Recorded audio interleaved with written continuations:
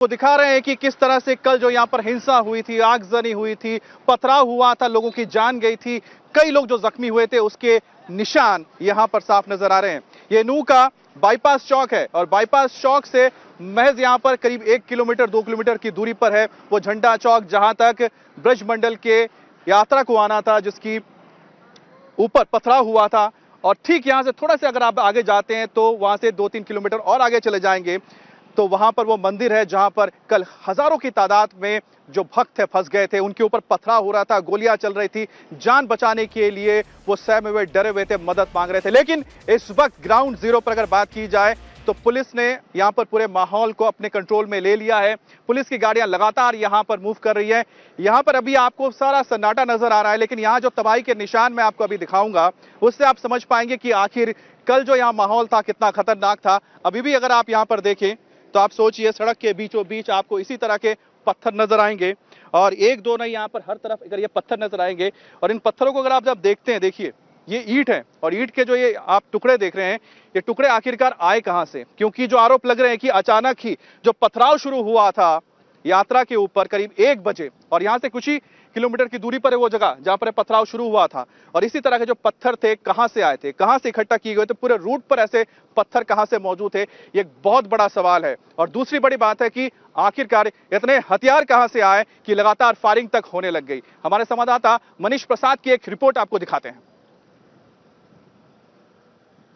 ये जो खेत है, इस खेत के पास से निकलते हुए वो आगे की तरफ गए और आगे जाते हुए यहाँ पर जो लोग थे वो अपने हाथों में डंडे, उसके अलावा जो पत्थर है वो उनके पास मौजूद था और यहाँ पर वो एक साथ इकट्ठा उन्होंने कर रखा था और फिर उसके बाद इन्हीं पत्थरों का इस्तेमाल वो दूसरे के ऊपर करने लगे और ये इस समय चारों तरफ दिखाई दे रहा है। अब यहाँ पर जो एसडीएम है वो पहुंचे हैं ताकि पूरा एनालाइज किया जा सके। उनको ये कहा गया है कि इसकी पूरी जानकारी इकट्ठा करें और इस मंदिर के चारों तरफ जो पहाड़ दिखाई दे रहे हैं, उन पहाड़ों के आसपास जो स्थिति थी वो बिल्कुल भयानक हो गई थी।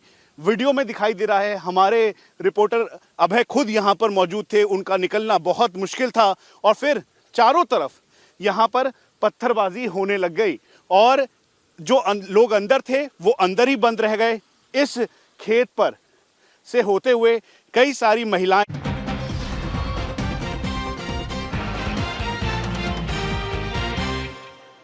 तो इस वक्त आप ये लाइव बुलेटिन देख रहे हैं नूह से, और नूह में जो हिंसा हुई थी वो अचानक हिंसा नहीं हुई।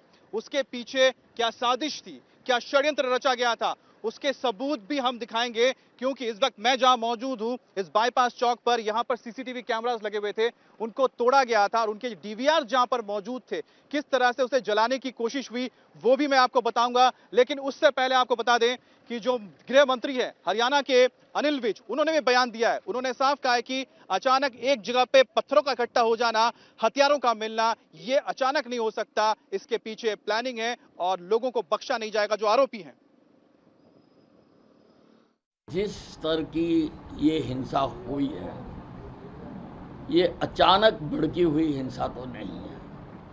और जहाँ तक मैं जानता हूँ कि नूह में दोनों कम्युनिटियाँ लंबे समय से आपस में प्यार के साथ रहती हैं, उनका आपस में द्वेष भी नहीं। ये तो किसी ने जहर घोला है, किसी ने इंजीनियरिंग की है, किसी ने मास्टरमाइंड किया है।